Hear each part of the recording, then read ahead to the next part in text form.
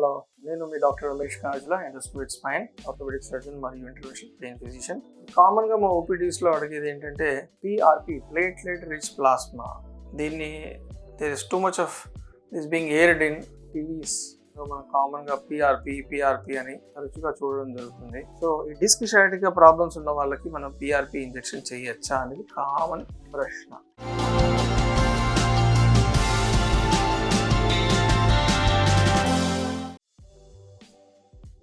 So ఈ platelet rich plasma అంటే ఏంటి? First of all, so platelet rich plasma పేర్లోనే ఉంది. మనకి శరీరంలో మన బ్లడ్లో 3 కణాలు ఉంటాయి. ఎర్ర కణాలు ఆర్బిసిస్, తెల్ల కణాలు డబ్ల్యూబిసిస్, సో కాల్డ్ ప్లేట్లెట్ కణాలు 3 రకం అనమాట.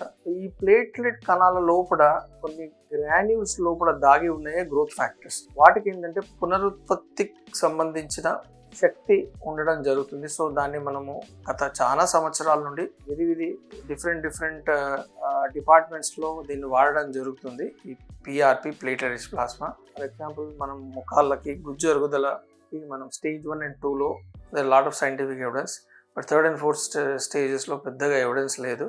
సో అదేవిధంగా మనం ఈ డిస్క్ షయాటికా సమస్యలో ప్రాబ్లం ఏంటంటే, మన వెన్నుపూస ఎముకకి మధ్యలో ఏదైతే రబ్బర్ టైర్ చుట్టూ ఉంటుందో దాన్ని యాన్లస్ ఫైబ్రోసిస్ అంటారు. సెంటర్లో ఉండేది న్యూక్లియస్ పల్పోసిస్. ఈ యాన్లస్ ఫైబ్రోసిస్లో చిల్లు పడడం వల్ల ఏదైతే న్యూక్లియస్ పల్పోసిస్ బయటికి లీక్ అవుతుందో దాన్నే మనం డిస్క్ షయాటికా ప్రాబ్లం అంటాం.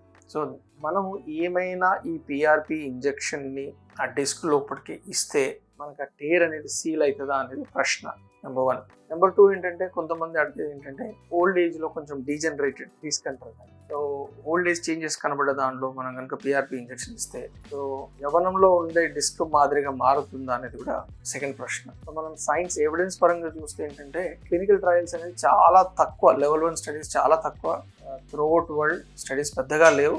సో దేంట్లో కూడా మనకి ఎవిడెన్స్ మాత్రం లేదు. ఓన్లీ థింగ్ ఏంటంటే, పిఆర్పి ఇంజెక్షన్లో ఏంటంటే మనకి రియాక్షన్ అనేది ఏమి ఉండదు. ఎందుకంటే అది మన ఓన్ బ్లడ్. ఆ బ్లడ్ నుండి తీసి ప్లేట్లెట్ కణాలు మనం ఒక సెంట్రిఫ్యూజ్ మెషిన్లో పంపించి సెంట్రిఫ్యూజ్ మెషిన్ నుండి తీసుకున్న ప్లేట్లెట్ కణాలే మన బ్లడ్, మన ప్లేట్లెట్స్, మన గ్రోత్ ఫ్యాక్టర్స్ మనకి ఇవ్వడం జరుగుతుంది. కాబట్టి దీనిలో మన బ్లడ్ ట్రాన్స్ఫ్యూషన్ చేసినప్పుడు రియాక్షన్ రావడం అలా అంటూ ఏమి ఉండదు ఇక్కడ. బట్ సైంటిఫిక్ ఎవిడెన్స్ మాత్రం పెద్దగా దీనికి లేదు అని చెప్పదలుచుకున్నాను. సో మా ఇన్స్టిట్యూట్లో మాత్రం it panacea spine pain ortho sleep సెంటర్లో మాత్రం we will not accept or we will not support giving PRP in to the disc అని నేను చెప్పదలుచుకున్నాను. Thank you.